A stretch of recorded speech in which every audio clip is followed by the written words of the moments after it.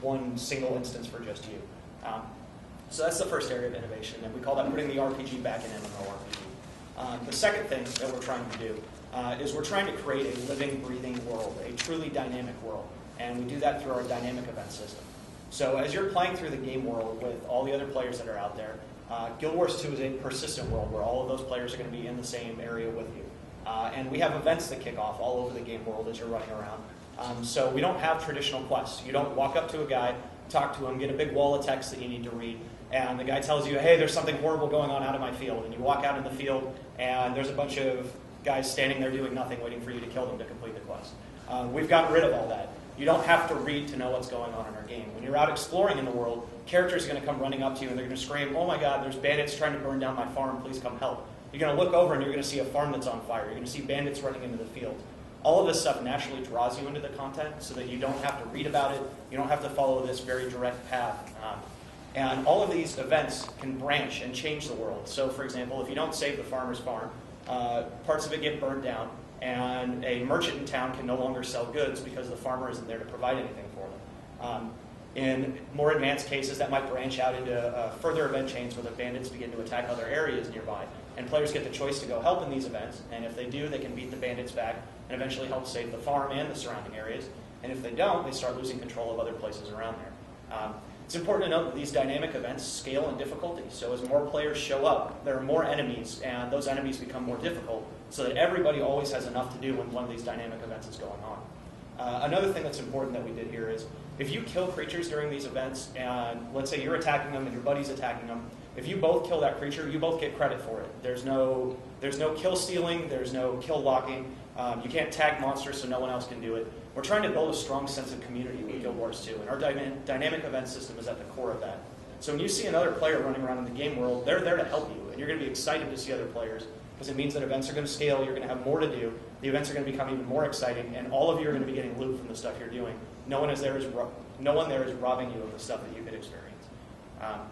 So the third area that we're trying to innovate is combat. Traditional MMO combat tends to be very locked into place. There's not a lot of movement. You're kind of standing still going like this at people. And we want to take the best elements of an action combat game and put that into an MMO.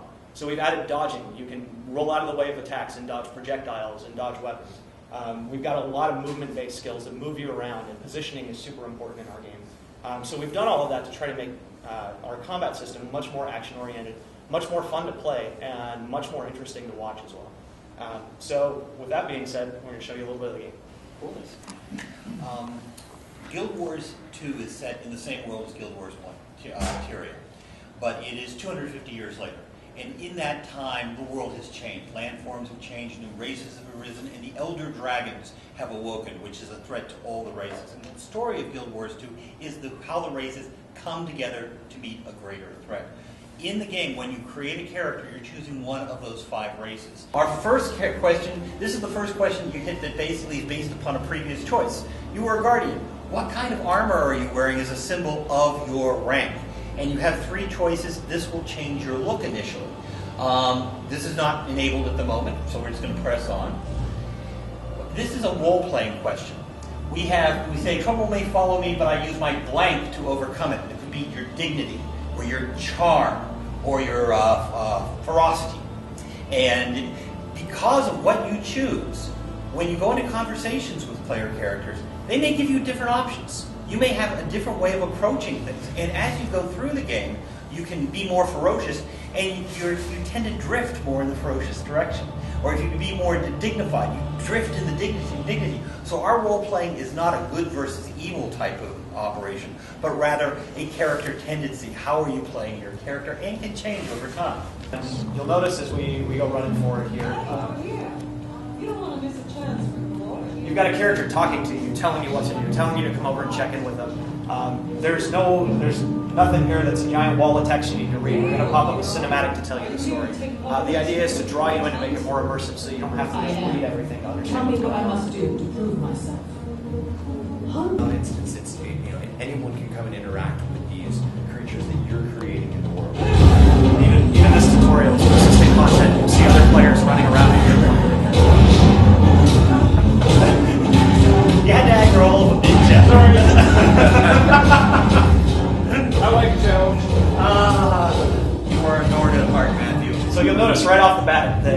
moving around using his weapons. He's dodging and able to roll. This is the kind of movement that we're talking about when we're saying that we're innovating with our combat, is that you're not just stuck in place swinging a weapon, you're moving around, you're able to be active while you're doing this. Again, this is the intro. We're talking about the various So we found our first dynamic event, and in this one we're trying to kill these little ice worms so we can lure out the giant worm bosses in this area.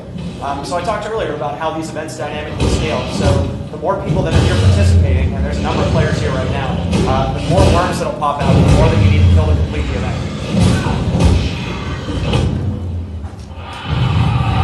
worms. This is our mirror show.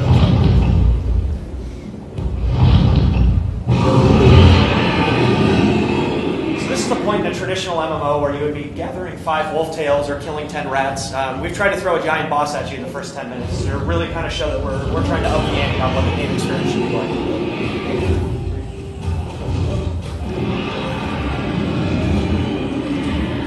So just like any other event, these giant bosses dynamically scale in difficulty. So they gain more health, they do more damage, they gain extra abilities if there are more players there. We've toned this guy down a little bit just so we can get through the demo for today.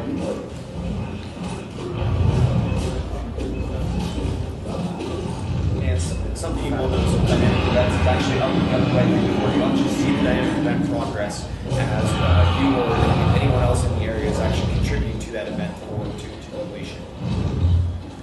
And your reward will depend upon your